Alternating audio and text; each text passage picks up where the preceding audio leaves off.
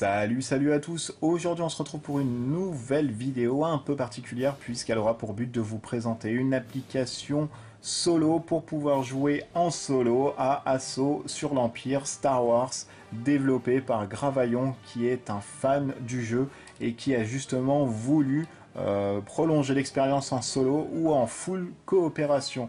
Cette application a pour but de générer un compagnon qui va jouer le rôle de l'Empire et qui va vous permettre, voilà, justement, de vous affronter via une IA à travers la campagne. Alors cette application, je le rappelle, est gratuite. Cette application ne vient pas par FFG ou par Edge. Elle a vraiment été développée par un fan qui lui a mis à disposition, pardon, l'ensemble de son travail. Il y a des heures de travail, vu tout le travail dantesque et colossal qu'il a pu faire dans cette application, qui tourne vraiment très bien. Il peut y avoir encore de légers bugs, mais vraiment moi j'en ai pas rencontré du tout durant l'utilisation. Elle tourne très bien de ce que j'ai pu jouer, donc j'ai joué uniquement qu'une mission, mais de ce que j'ai pu voir, ça tournait vachement bien. Il y avait toujours ce côté stressant. Donc cette application est gratuite, voilà, il demande rien du tout, il la met à disposition sur son site, je mettrai le lien en descriptif dans la vidéo. Vous pouvez retrouver aussi l'application sur le forum, il me semble, de Edge, peut-être même sur BGG. Sachez que c'est gratuit. Ça tourne sous PC, Windows, je sais pas si pour Linux, Mac, etc. ça peut marcher. Ça, il faudrait que Gravaillon justement nous donne des informations plus précises sur cette vidéo, hein, donc qu'il n'hésite pas du tout à vraiment apporter des éléments de réponse ou alors me corriger sur certaines erreurs que je pourrais faire en présentant son application. Mais enfin voilà, j'ai pris vraiment le maximum d'infos et je pense que je ne ferai pas du tout d'erreur en vous présentant cette application qui est juste géniale et qui est ma foi gratuite et faite en plus par un fan, donc c'est top. L'application vous permet en fait, comme je vous l'ai dit, de générer un compagnon qui va inclure les éléments du jeu de base, celles des ombres jumelles de l'extension et des petits packs des extensions Han Solo, Chewbacca, Soldat Rebelle, Saboteur Rebelle, R2D2, C3PO, Guerrier Wookie, champion de la garde royale, IG-88 Boba Fett et les blasters alloués. Donc vraiment beaucoup de taf qui a été fait là-dessus. Je le salue encore une fois parce que ce travail est juste génial.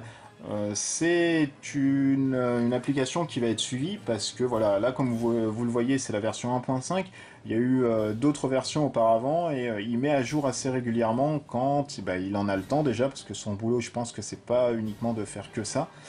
Donc voilà, n'hésitez vraiment pas à aller le saluer sur son blog, sur son site, parce que voilà, c'est un travail qui est juste génial et dantesque. Alors on va voir plusieurs onglets, ici les onglets campagne, amélioration, mission, escarmouche. Alors escarmouche, effectivement, vous pouvez jouer en solo via cette application au mode escarmouche. C'est la V1.1, alors moi j'ai pas du tout testé le mode escarmouche en solo, je sais pas comment ça tourne, mais connaissant la personne, s'il met vraiment une disponibilité dans son appli, c'est qu'il l'a testé, c'est que c'est très chiadé, il n'y a pas de souci là-dessus, ça tourne bien. Il peut y avoir peut-être de légers bugs, etc. et d'autres choses à faire, mais voilà, il a mis à disposition quelque chose de très fonctionnel, donc il n'y a aucun souci là-dessus. On a un mode d'emploi, donc le mode d'emploi on va le feuilleter mais très brièvement parce que je vais vous expliquer moi en détail ce que ça fait.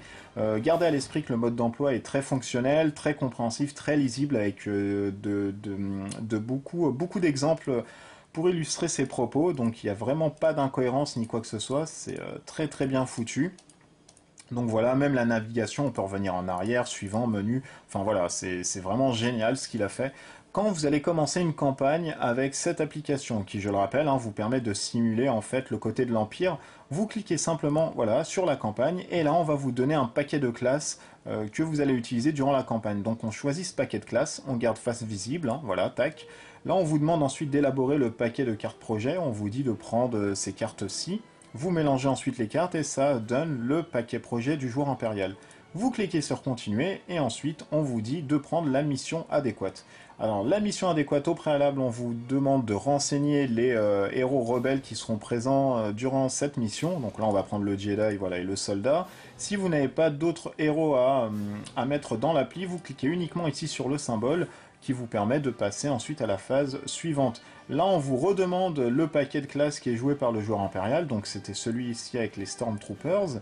Et là, comme vous le voyez, vous avez moult missions, donc là c'est les missions qui sont prévues dans la boîte de base. Là, vous avez les missions pour les petites extensions là, des figurines. Et là, vous avez les ombres jumelles. Donc vraiment un super bon boulot, tant sur l'interface que sur le contenu. Fait par Gravaillon, donc vraiment bravo à lui. Donc là, on prend les répercussions, on va avoir toujours le petit background ici qui arrive et qui nous rappelle pourquoi on est là, etc. Gardez en esprit hein, que durant le setup, vous allez certes lire le setup, ce qui arrive, etc. au joueur rebelle, donc il y aura vraiment moins d'immersion comparé au jeu d'affrontement. Par contre, ne lisez pas tout. Vous allez avoir un bref rappel de ce qui peut arriver quand une porte va s'ouvrir ou fermer, donc ça vous allez le savoir, donc il n'y a pas tellement de surprises là-dessus. Par contre sur les choix que vont découler cette action, gardez ça secret parce que ça va vous permettre de générer aléatoirement ce qui se passe. Donc essayez de lire vraiment le minimum que vous puissiez lire. Pardon. Ensuite, on va arriver à l'activation impériale. Effectivement, cette application va vous permettre d'activer un groupement de figurines et chaque figurine au niveau de son activation. Une fois qu'on a fait deux actions avec par exemple ici notre soldat chez les rebelles, on va activer un groupement de figurines. Alors comment on lit ce tableau de cartes? Alors ce tableau de cartes est lu en fait de gauche à droite. Donc on va prendre d'abord l'opérateur web, ensuite l'officier impérial, TRTT, etc., etc. On va faire ceci jusqu'à ce qu'on trouve un groupement de figurines qui peut être activable. Donc là, l'opérateur eWeb en rouge, on ne l'a pas, c'est sûr. Par contre, dans la première mission, on a un officier impérial. On va simplement cliquer dessus et là, on va avoir une nouvelle fenêtre qui va apparaître, mais uniquement pour une figurine. Gardez à l'esprit qu'une seule activation de figurine, c'est une fenêtre. Ensuite, si vous avez d'autres figurines dans ce groupement, vous cliquez uniquement sur continuer, etc. Par contre, pour déployer un autre groupement, vous cliquez sur déployer. Ne cliquez pas sur déployer si vous avez d'autres figurines. Hein, pour, par exemple, ici, l'officier impérial, cliquez uniquement sur continuer. Alors, on commence tout d'abord par les cartes au-dessus. On vous donne 2 cartes, 3 cartes, des fois une carte, qui vont permettre d'être affilié et d'être joué durant ce tour avec uniquement cette figurine. Donc je le rappelle, une figurine, c'est une carte qui peut être jouée à la figurine et ensuite on passe à l'autre si celle-ci ne peut pas être jouée. Donc tir soutenu, si c'est joué, et ben on s'arrête. Si tir soutenu ne peut pas être joué ou si elle n'est pas dans le deck, on passe à effectif infini, etc. etc. Si vous n'avez pas les deux cartes, vous ne jouez aucune carte. Ici, on va avoir un encart avec plusieurs notions. Ça va nous rappeler ici l'engagement qui est le mouvement et où doit se trouver l'officier impérial. Donc là, on nous dit qu'il doit être à portée d'engagement max 6 cases en tentant de terminer le déplacement adjacent à une figurine ennemie. Quand on vous dit à portée d'engagement, c'est à portée d'engagement par rapport à l'ordre de ciblage que vous allez avoir ici. C'est-à-dire qu'il va devoir être, à portée de 6 cases du Jedi. S'il n'a pas de Jedi, il trouve à côté, voilà, c'est le soldat. Et s'il n'a pas de soldat, il n'a rien du tout, il se réfère à l'objectif qui est ici. Alors l'objectif peut se retrouver en première position, donc auquel cas vous prenez carrément l'objectif et non pas le Jedi ou le soldat qui serait en première position. Donc tentez de bien lire ici l'ordre de ciblage en commençant par la gauche, ensuite vers la droite. Alors si on a l'objectif ici en premier cas, on va se référer directement là au rectangle qui est orange-rouge et qui sont les répercussions. On va commencer à avoir un ordre de ciblage propre en fait à ces répercussions. On va prendre d'abord le héros non blessé le plus proche du terminal. Si on n'y en a pas, on prend le héros non blessé avec le moins de santé, etc. etc. Alors vous prenez uniquement cet encart quand vous avez pour ordre de ciblage principal l'objectif. Si vous êtes dans ce cas de figure, si vous prenez d'abord le Jedi, ensuite le soldat, et si vous n'avez aucun des deux, vous vous référez ensuite à l'objectif. Nous allons avoir un choix aléatoire ici. Alors le choix aléatoire, principalement, il vous guide en fait dans des choix qui vont vous être donnés pour le joueur en fait de l'Empire. Donc vous pouvez lancer un dé ou faire quoi que ce soit, mais là vous avez quand même le choix aléatoire. Et là vous allez avoir deux questions simples. Voyant rouge, voyant rose. Quand vous allez avoir le voyant bleu, ça veut dire oui. Quand vous allez avoir le voyant rouge, ça veut dire non. Et ces questions simples vont vous donner en fait des réponses à des questions que vous pouvez vous poser. Est-ce que par exemple durant son déplacement, l'officier impérial qui est confronté à une porte doit ouvrir cette porte? Là, c'est la première question que vous vous posez. Bah oui, parce que c'est bleu. Ensuite, on arrive à une deuxième question où, par exemple, il y a un deuxième effet de jeu qui vous dit que est-ce que l'officier impérial doit, par exemple, passer par des chemins tortueux qui vont recommander, du coup, plus de mouvements de sa part. Là, on vous dit, par exemple, non. Donc, prenez un chemin qui n'est pas tortueux pour optimiser ses déplacements. Donc comme je vous l'ai dit, on a la phase engagée hein, qui permet d'avoir un ordre de ciblage et de se déplacer par rapport à ce qui est donné. On a ensuite l'attaque, hein, on vous dit une attaque normale, et on a la capacité. Capacité de la carte qui est directement affiliée à la carte du personnage impérial. Là, on vous donne ensuite le petit symbole Surge Adrénaline. Ça veut dire quoi? Ça veut dire l'ordre en fait d'utilisation sur vos dés dès que vous allez avoir l'icône d'adrénaline. Quand vous allez avoir une icône d'adrénaline, vous la dépensez d'abord pour avoir par exemple ici plus de précision. Ensuite, si vous en avez une autre, vous la dépensez pour être concentré. Et si vous en avez une autre, vous la dépensez pour infliger un point de dégâts supplémentaires.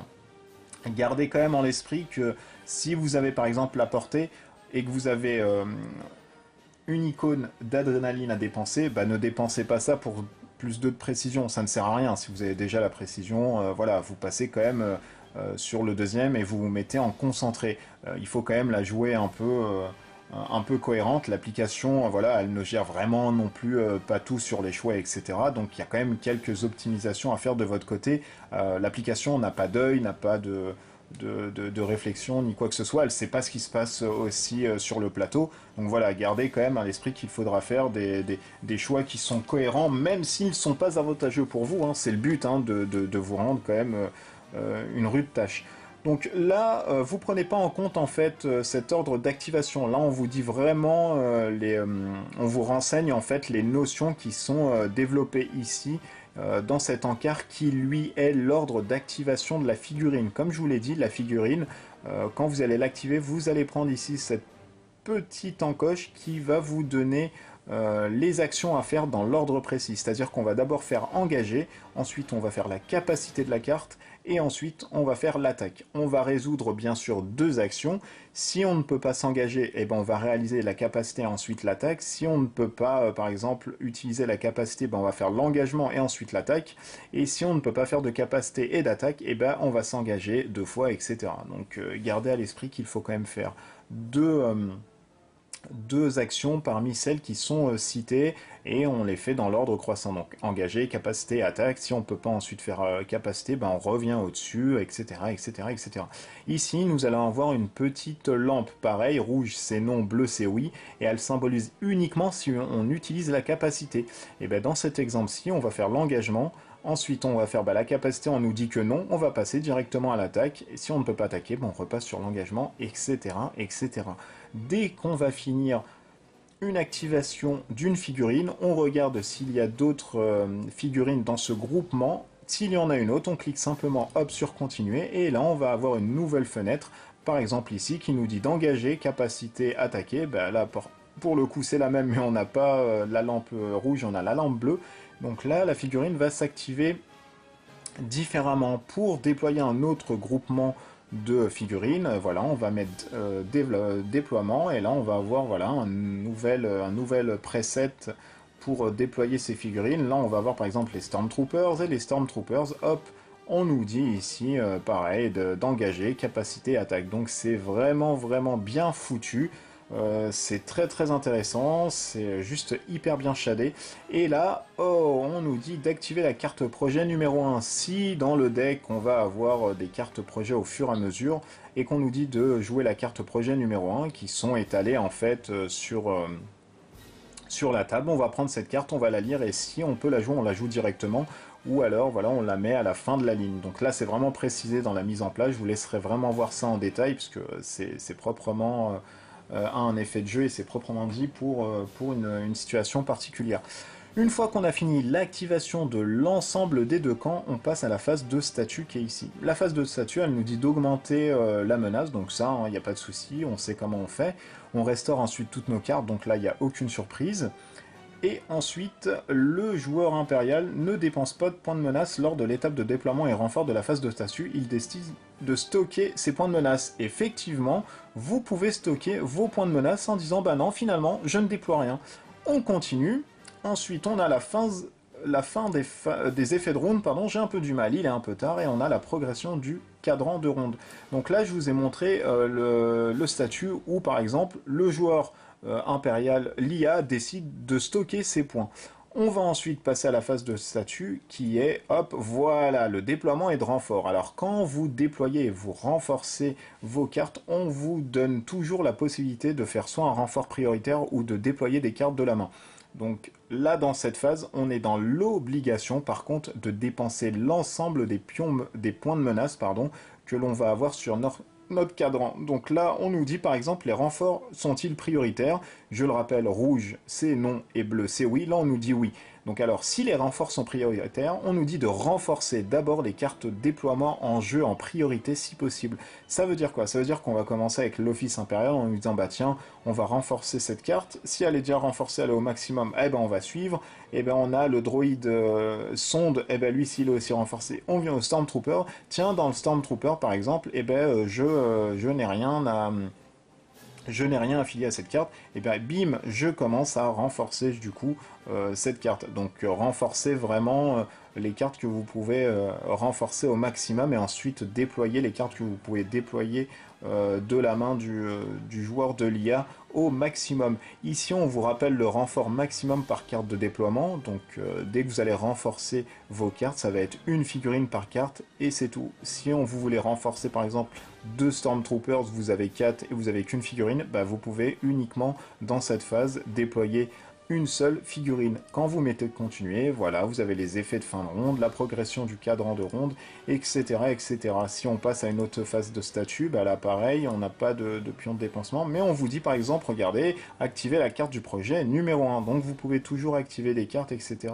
Via des effets, pas de jeu, mais on va dire d'algorithmes, d'applications. Donc c'est vraiment, vraiment très bien foutu.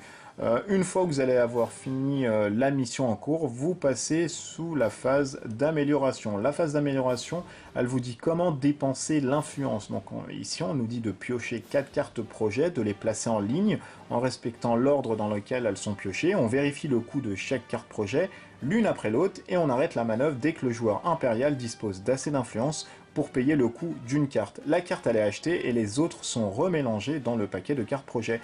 Donc ici on va acheter une seule carte projet et là on va dépenser ensuite nos points d'expérience. Donc pareil, on mélange le paquet, on pioche des cartes et on les place en ligne en respectant l'ordre dans lequel elles sont piochées.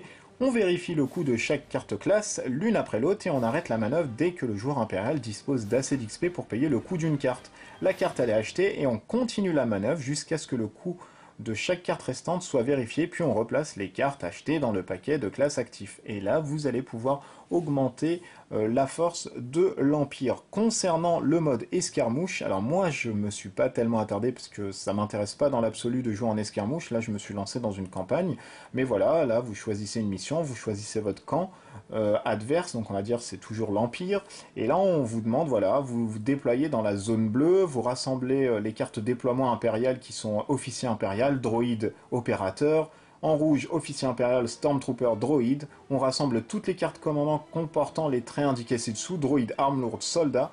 On sépare les cartes commandants rassemblées en 4 piles, etc. Donc on vous donne vraiment ce qu'il faut faire. Et ensuite vous avez toujours le groupement de déploiement activé. On lit l'ordre de gauche à droite, etc. etc., etc. Donc c'est vraiment très bien foutu. Moi j'ai été vraiment surpris, agréablement surpris qu'un fan puisse développer vraiment une application, un compagnon qui nous permet de jouer en solo. Moi ça m'a permis, et je vous le cache pas, de ressortir ma boîte de Star Wars pour pouvoir jouer en solo, de prolonger mon expérience, de faire une campagne en solo, etc. Donc je le remercie encore une fois, Gravaillon, merci infiniment pour ton travail. Je sais que c'est salué de tout le monde parce que ça tourne très bien. C'est vraiment très stressant. Moi j'ai fait une mission, j'ai fini au round 5 pour détruire les terminaux, donc c'est vous dire vraiment si c'est stressant. L'application marche très bien, il n'y a aucun bug sur un effet de jeu ou quoi que ce soit. Alors il peut peut-être y en avoir sur l'escarmouche parce qu'il s'est pas tellement attardé dessus, mais encore une fois, voilà, sur la campagne, moi j'ai décelé mais aucun bug. Ni effet de jeu qui était contraignant, etc. Bien sûr, il faudra optimiser certains effets pour le joueur de l'Empire, parce que lui, il pourra pas non plus tout gérer sur la table. Encore une fois, il n'a pas d'œil ni quoi que ce soit. Donc vous êtes obligé d'optimiser un tout petit peu certaines choses, mais gardez en l'esprit que c'est très bien en l'état. Donc Gravaillon, merci pour ce travail dantesque que tu fais pour la communauté Star Wars qui permet de jouer au jeu en solo ou alors en full coop. Donc voilà, n'hésitez vraiment pas pour le coup à aller voir son site, à voir ce qu'il fait, etc. Et surtout, surtout, et j'y tiens vraiment à le remercier pour son travail qui est vraiment, vraiment pharaonique pour le coup. Donc voilà, c'était une vidéo pour vous montrer une application pour jouer en solo ou en full coop à Star Wars Assaut sur l'Empire dans les deux modes, que ce soit le mode campagne ou le mode escarmouche. N'hésitez pas à aller télécharger l'application, de vous donner un avis aussi, de remercier vraiment Gravaillon pour ce travail qui est gratuit. Là, c'est vraiment du temps optimisé à côté. Il a pris de son temps libre pour pouvoir justement développer quelque chose. Donc remerciez-le et ça lui fera très plaisir, je pense. Laissez des commentaires sur la vidéo si vous voulez le remercier et si vous voulez pas passer sur son site. Laissez des commentaires aussi si vous avez apprécié cette vidéo. N'hésitez pas à vous abonner, n'hésitez pas à aller sur le cœur de la loge pour nous rencontrer, ainsi que d'autres personnes qui font d'autres vidéos ou alors de discuter de choses diverses et variées. N'hésitez pas, si vous êtes fan de hobby, de soclage, de figurines, de peinture, à visiter la page Wargammer YouTube France qui vous permet d'avoir des techniques, des tutos de peinture, etc. Sur tout ce qui est hobby. Et puis voilà, donc petite vidéo pardon, très sympa sur cette application qui est très très cool. Moi je ferai une autre vidéo pour vous présenter la première mission, tenter de jouer et de gagner la première mission répercussion avec cette appli pour vous montrer vraiment plus en détail comment se dégoupille un peu cette application. Je pense que je ne mettrai pas un incruste d'écran parce que voilà, la table va être déjà remplie de jetons, etc. Donc je garderai ça à côté, mais je vous lirai vraiment ce que je dois faire, etc. Donc voilà, d'ici là, portez-vous bien, amusez-vous bien, je vous embrasse fort, ciao ciao.